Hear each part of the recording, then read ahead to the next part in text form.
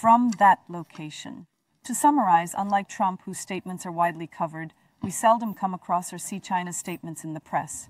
Numerous matters are handled privately, away from the public eye. It is born, grows, evolves, and then the world hears it when it comes from China, but they say they are ready to fight. Despite all the news, Besiktas managed to maintain its growth target, serving as an example with its steadfastness. The stock market has become lively. For example, America's intense pursuit of critical minerals in Ukraine is rare. This agreement involves rare earth elements. How it affects China's dependency in certain aspects. Simultaneously, concerning these chips, the Taiwanese company's enormous investment was discussed extensively in Congress. They place great importance on it. Let's discuss China, Mr. Norbert. We have much to say. Now, Trump's biggest rival is China. I've mentioned this previously, but it's worth noting again. In December 2017, in the National Security Strategy document, President Trump, for the first time, he labeled another country as a threat before Russia. He identified China as a threat to the economy and security. Therefore, Trump will go to war with China. That is, economically, will fight. They have been doing this from the very beginning. In fact, some Chinese companies, family members, there were developments you might remember from Trump's first term, including detentions.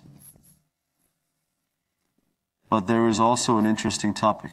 Now, when we say the United States, we talk about openness in trade, economic liberties, freedom of contracts, and similar topics. About China, we talked about communist capitalism, a closed economy that only exports goods. We used to say rules are only accepted if they favor China. Now it seems we shouldn't boast. The situation has flipped. China says that if you create obstacles to free trade, the global economy will suffer. America states that if you impose tariffs on me, I will do the same. Remember, one was the America that advocated openness and transparency with the Bretton Woods system after World War II, the abolition of protectionism, and the dismantling of tariff walls. The other was China, which we criticized especially after the 80s for being a communist capitalist, which we called state capitalism. Now things have turned around. China advocates free trade. The US is attempting to practice state capitalism. This is very easy. It's not comprehensible at all. China needs access to the market. That is, only alongside India. It won't be feasible with Pakistan. China needs the US and European markets. But on the other hand, due to the pressure from the United States, there is a requirement for non-China products, which are products not made in China. Currently, the EU procurement laws include a regulation for non-China products. You cannot construct in Europe with Chinese products. You cannot establish a solar power plant using Chinese products. There are exorbitant taxes. It must be non-China, meaning it cannot be from China. If the US market closes, what will China do? On one end, likewise, China is crucial for the American market. The trade volume between the two is high. Let me also mention this part. The reason Trump is fixated on rare earth elements is this. Elon Musk is really into this. Elon Musk understands this. AI technologies, for the hardware side to function, very powerful tools are needed. To be able to produce very powerful tools, there is a need for chips. There is a need for high-capacity chips that can operate at high speeds. The main raw material for these chips is also the primary raw material for producing such powerful chips. The minerals known as rare earth elements are found in China. If my memory serves me right,